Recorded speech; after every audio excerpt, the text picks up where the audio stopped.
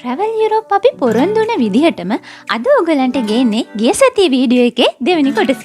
එහෙනම් අපි බලමු අපි කොහොමද කන්දොඩ තියෙන ඇමරිකානු ස්මාරකය බලන්න ගියේ කියලා.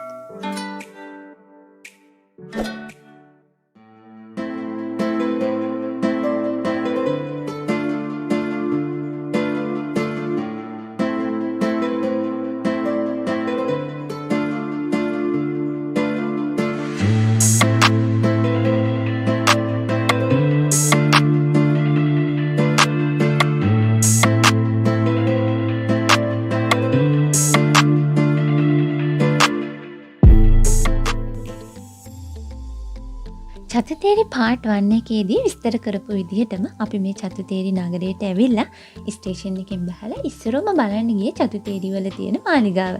ඕගොල්ලෝ චතුතේරි පළවෙනි වීඩියෝ එක බැලුවා නම් ඒ මාලිගාවේ සුන්දරත්වයේ අසරිය ඕගලන්ට බලා ගන්න හැකි වෙන්න තියෙන්නේ. ඊට පස්සේ අපි හිතුවා ඇමරිකානු ස්මාරකය බලන්න ගියොත් හොඳයි කියලා. මේ ඇමරිකානු ස්මාරකයට යන්නත් තියෙන්නේ චතුතේරි නගරයේ මැදින්ම තමයි. චතුතේරි නගරේ ඉඳලා සැතපුම් දෙකක් දුරින් බටහිරට වෙන්න තියෙන කන්දක් උඩ තමයි මෙන්න මේ ස්මාරකෙ පිහිටලා තියෙන්නේ. මේ ස්මාරකෙට යන්න ක්‍රම දෙකක් තියෙනවා. එක ක්‍රමයකින් ගියොත් වාහන වලටත් යන්න පුළුවන්. අනිත් ක්‍රමෙන් ගියොත් වාහන වලට යන්න බෑ. පයින් විතරයි යන්න පුළුවන්. මොකද මාර්ගයේ පිහිටලා තියෙන්නේ කන්ද උඩ තියෙන ලස්සන කැලෑවක තියෙන පුංචි අඩිපාරක් දිගේ. ඒ කැලෑව හම්බ වෙන්න කලින් මේ කන්ද උඩට නගිනකොට අපිට චතුතේරි වල තියෙන සුන්දර ගම්මානෙකුත් පව් කරලා තමයි යන්න තියෙන්නේ. සාමාන්‍යයෙන් මෙහි ඉන්න මිනිස්සු හැමෝටම වගේ සුරතල් සතෙක් ඉන්නවා. ඉතින් මේ තැන ඒ සත්තුන්ගේ අපද්‍රව්‍ය බැහැර කරන්න තියෙන එක තැනක් තමයි.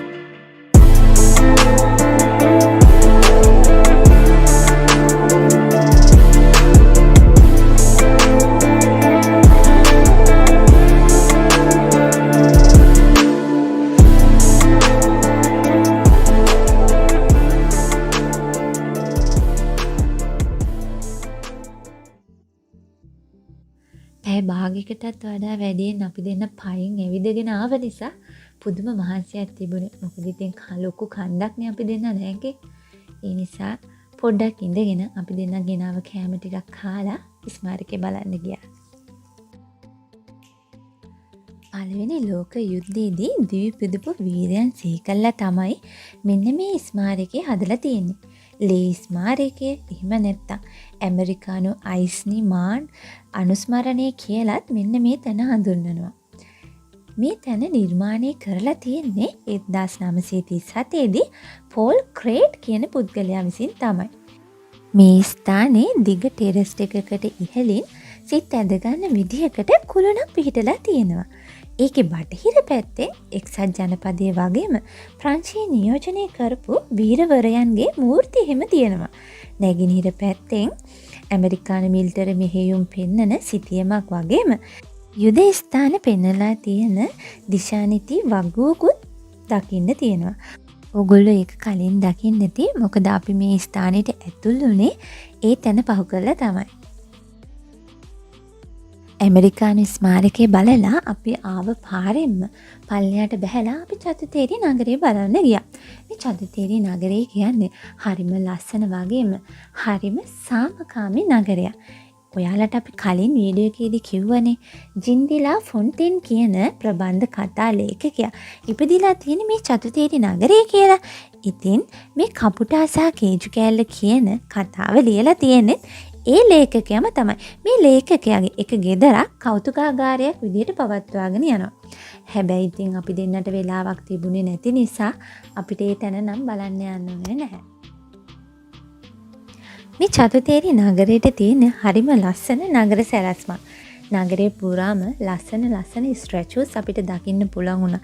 ඒ වගේම මාර්ග් ගඟ අල්ලලා මිනිස්සුන්ට විවේක සුවේ ඉන්න පුළුවන් විදියට වටපිටාවකුත් හදලා දීලා තියෙනවා. ඒත් එක්කම පුංචි ළමයිට සෙල්ලම් කරන්න පුළුවන් ස්ථාන වෙන වෙනම හදලා තියෙනවා. ක්‍රීඩා උපකරණ පවා ඒ තැන්වලදී හදලා තියෙනවා. හංසය ගඟ වටේට ඉන්න නිසා මිනිස්සුන්ට හංසය බලලා ඒගොල්ලන්ට කෑම පවා දාන්න ඉඩ සලස්සලා දීලා තියෙනවා. සමහර අය නම් මේ ගඟෙන් මාළු පවා අල්ලනවා. අපිට මේ නගරයේ තුලදී තරුණ පිරිසට වැඩියෙන් මහලු පිරිස තමයි දැක ගන්න පුළුවන් වුණේ. මීට කලින් අපි කීප වතාවකම මේ නගරයට ඇවිල්ලා තියෙනවා. ඒ හැම වෙලාවකම වගේ හවස් කාලයේදී මේ ගඟ අයිනේ ගොඩක් වයසක අය තමයි වැඩිපුර දකින්න පුළුවන් වුණේ. ඉතින් අපි හිතන විදිහට ගොඩක් අය ඒගොල්ලන්ගේ තරුණ කාලේ පැරිස් වගේ නගර බදව ජීවිතයක් ගත කරලා ඒගොල්ලන්ගේ සැඳේ සමය ගත කරන්න මේ වගේ නිෂ්කලංක පැති තෝරගන්නවා ඇති. අපි වුණත් එහෙමනේ. ඒ කියන්නේ කවුරුණත් කැමති ස්වභාව සෞන්දර්යයක් තියෙන තැනක ජීවත් වෙන්න. ඔයාලත් ඔයාලගේ අදහස කියන්න. ඔයාලගේ සැඳෑ කාලේ ඔයාලා ගත කරන්න කැමති කොයි වගේ තැනකද කියලා. චතු තේරි කියන්නේ ප්‍රංශයේ තියෙන තවත් එක ලස්සන නගරයක් විතරයි. මේ වගේ නගර, ඒ වගේම ගම්මාන ප්‍රංශය ඇතුලේ ගොඩාක් දකින්න තියෙනවා. ඉතින් ඒවා ගැනත් විස්තර අපි ඔයාලට ඉස්සරහට ගේන්නම්. අදට අපි චතු තේරි ගැන විස්තර කරන එක මෙතනින් නතර කරනවා. හැබැයි අපි චතු තේරි වල ගත්ත තවත් වීඩියෝ තියෙනවා ඕගොල්ලන්ට නොපෙන්නපු. මේ වීඩියෝ ඔක්කොම එකතු කරලා අපි ක්‍රියේටිව් විදියට හදලා සිනමැටික් වීඩියෝ එකක් විදියට අපි හිතාගෙන ඉන්නේ ඔයාලට දෙන්න. එහෙනම් අද වීඩියෝ එකෙන් අපි සමගන්නවා. ආයෙත් ලස්සන වීඩියෝ එකකින් ඔයාලා ගෙදරට එනකම් ඔයගොල්ලෝ හැම දිනකටම සුබ සතියක්.